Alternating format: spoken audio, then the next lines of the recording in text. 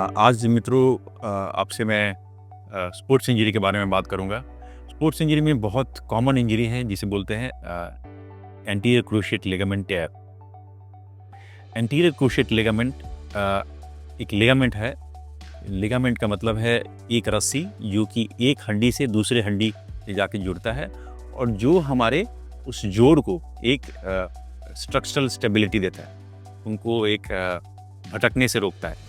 वो anterior cruciate ligament घुटने में एक लिगामेंट होता है जो कि हमारे घुटने को आगे भागने से और अंदर मुड़ने से रोकता है।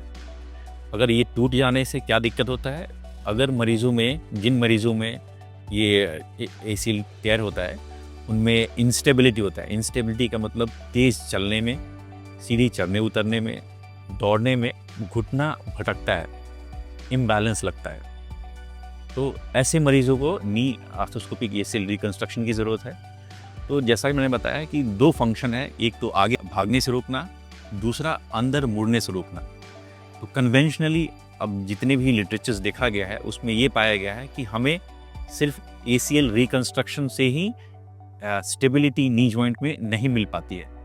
उसके लिए ज़रूरी है कि हमें एक एक्स्ट्रा प्रोसीजर करना पड़े जिससे कि हमारा जो घुटना है वो अंदर मुड़ने से रोकने के लिए एक अलग से लिगामेंट रिकंस्ट्रक्शन किया जाए। उसमें मित्रों दो चीज़ कर सकते हैं हम लोग। पहला एंटेरोलैटरल लिगामेंट रिकंस्ट्रक्शन जिसको बोलते हैं एएलएल रिकंस्ट्रक्शन, और दूसरा लैटरल एक्स्ट्रा आर्टिकुलर टेनोडेसिस।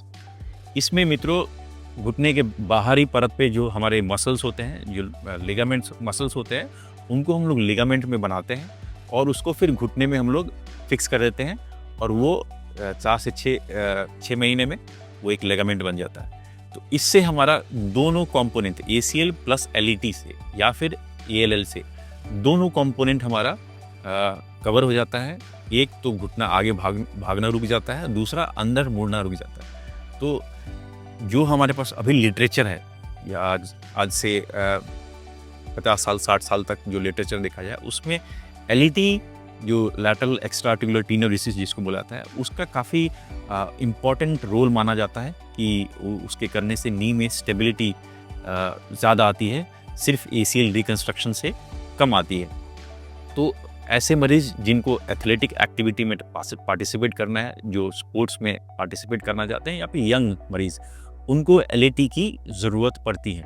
जैसा कि मैंने बताया कि एसीएल इंजरी में एंटीरियर क्रूशिएट लिगामेंट रिकंस्ट्रक्शन के अलावा एलईटी लैटरल एक्स्ट्रा आर्टिकुलर टेनोडेसिस से घुटने की स्टेबिलिटी ज़्यादा होती है। तो अब मैं आपको सिर्फ एलईटी के बारे में बताऊंगा, लैटरल एक्स्ट्रा आर्टिकुलर टेनोडेसिस। ये हम लोग घुटना अपना देख रहे हैं, ये जांघ की हड्डी है, ये पैर की हड्डी। तो इस जांघ की हड्डी से एक मसल जाता है जो कि यहाँ पे गर्डिस ट्यूबरकल पे अटैच होता है। इस मसल को बोलते हैं इलियोटिबियल बैंड। इस मसल का एक स्ट्रिप हम लोग एक लिगामेंट बनाते हैं इस मसल से, इलियोटिबियल बैंड का, और इसको लैटरल कोलैटरल लिगामेंट इसके अंदर से एक लूप बना के ले जाते हैं और यहाँ पे हम लोग जांघ की हड्डी में इसको एक ड्रिल होल करके हड्डी में इस लिगामेंट को इंसर्ट करके यहाँ पे बायो स्क्रू या फिर स्विवल लॉक एंकर से फिक्स कर देते हैं। इससे हमारे घुटने को एक एडिशनल स्टेबिलिटी मिलती है जिससे कि स्पोर्ट्स एक्टिविटी में पार्टिसिपेट करने में लोगों को मदद मिलती है। तो ये एक ऐसा प्रोसीजर है जो कि हमें करना चाहिए एंटीरियर क्रूशिएट लिगामेंट के अलावा। जैसा कि आपने देखा मित्रों, एंटीरियर क्रूशिएट लिगामेंट रिकंस्ट्रक्शन के लिए एसीएल प्लस एलईडी बहुत ही इम्पॉर्टेंट प्रोसीजर है और इसके करने से लोगों में नी जॉइंट स्टेबिलिटी में ज़्यादा इम्प्रूवमेंट आती है। वेस्टर्न लिटरेचर अब इस पे काफ़ी बातचीत चल रही है और काफ़ी सारे प्रॉमिसिंग रिजल्ट्स मिले हैं पिछले 40-50 सालों में। तो ये एक प्रोसीजर है जिससे कि लोगों को बहुत फ़ायदा होता है और हम लोग अपनी संस्था में ये रेगुलरली कर रहे हैं। इस एडिशनल प्रोसीजर से कोई एक्स्ट्रा टाइम नहीं बढ़ता है। ये 5-10 मिनट का प्रोसीजर है, एसीएल में लगभग आधे घंटा लगता है, ये 5-10 मिनट का प्रोसीजर है। तो इससे सर्जिकल ड्यूरेशन बहुत ज़्यादा नहीं बढ़ता है और पेशेंट को एक एक्स्ट्रा कॉन्फिडेंस मिलता है कि अपने नी जॉइंट पे वो स्पोर्ट्स एक्टिविटी में पार्टिसिपेट कर सकता है।